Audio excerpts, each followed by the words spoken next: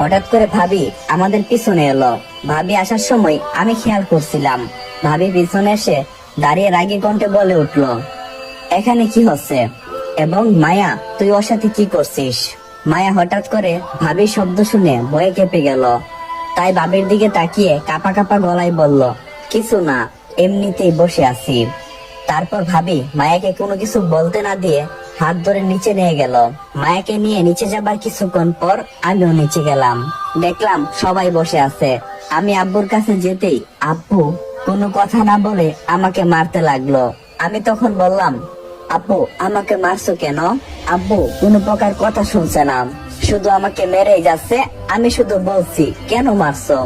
মাঝখান থেকে ভাইয়া উঠে বলল, তোকে কেন মারছি তুই জানিস না?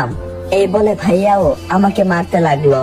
আমি তাদের হাতে পায়ে ধরে মিনতি করতে লাগলাম, আমাকে ছেড়ে দাও, অনেক ব্যথা হচ্ছে আমার। শরীরটা মনে হয় জ্বলে যাচ্ছে, অনেক ব্যথা হচ্ছে। শরীরের অনেক জায়গা দিয়ে রক্ত বের হতে লাগলো। ব্যথার কারণে আমি মেঝেতেই শুয়ে পড়লাম।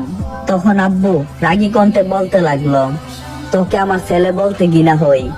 তুই এমন এক কাজ করবি যা আমি আগে জানতাম না। যদি আমি আগে একটু ধারণা করতে পারতাম তাহলে তোকে কবে গলা টিপে হত্যা করতাম। আমি শরীরের ব্যথা নিয়ে বলতে লাগলাম, বাবা আমি কি করছি অন্তত এটা বলো। তখন হঠাৎ করে ভাবি নেকা কান্না করে বলে উঠলো, কি করছো মানে? আমার বোনের ইজ্জত নষ্ট করতে চেয়েছিল। ভাবির কথা শুনে আমার মাথায় যেন আকাশ ভেঙে পড়ল। এসব কি বলছে ভাবি? ভাবি কি পাগল হয়ে গেছে? ভাবিকে তখন আমি বললাম, ভাবি আপনি এগুলো কি বলছেন? আপনার মাথা ঠিক আছে তো? তখন ভাইয়া আমার সামনে এসে রাগী কণ্ঠে বলে উঠলো, যা সত্যি তাই বলছে। মায়া নিজে আমাদেরকে বলছে তুই যে ওর ইজ্জত নষ্ট করতে চেয়েছিলি। আমি এতক্ষণে বুঝতে পেরেছি এদেরকে মায়ার মুখ থেকে আসল ঘটনাটা শোনাতে হবে।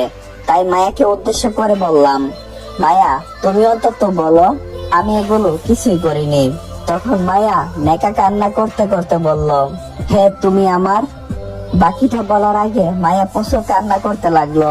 আমি বুঝে গেলাম ভাবি মায়াকে নিজের দলে করে নিয়েছে। এসব ভাবছি তখন আব্বু বলে উঠলো, আমি এখনই তোকে তেজ্য পুত্র করব। আজকে থেকে আমার একটাই ছেলে, বের হয়ে যা আমার বাসা থেকে। তোর এই মুখ আমি আর দেখতে চাই না। আমি কোনো কিছু বললাম না। আমি জানি এটা ভাবির সাজানো নাটক, যেই নাটকে মায়া শুধু একটা চরিত্র মারত। কিন্তু কেন আমার সাথে এমন নাটক করলো সেটাই বুঝতে পারলাম না। তখন আমি আব্বুকে বললাম, তুমি এটা করো না প্লিজ। ভাইয়া আমার সামনে একটা কাগজ দিয়ে বলল, চুপচাপ এটার মধ্যে সাইন করে দেন। তখন আমি আবার আব্বুকে বললাম, আব্বু প্লিজ আমার কথাটা শোনো।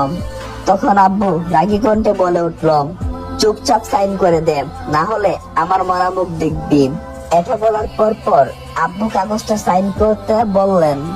আমি সবাইকে অনেকবার বোঝানোর চেষ্টা করলাম, কিন্তু কেউ আমার কোনো কথা শুনতে চাইলো না, বুঝতে পারলো না আমার অনুভূতিটা। সবাই ভাবির নাটককে সত্যি মনে করেছে।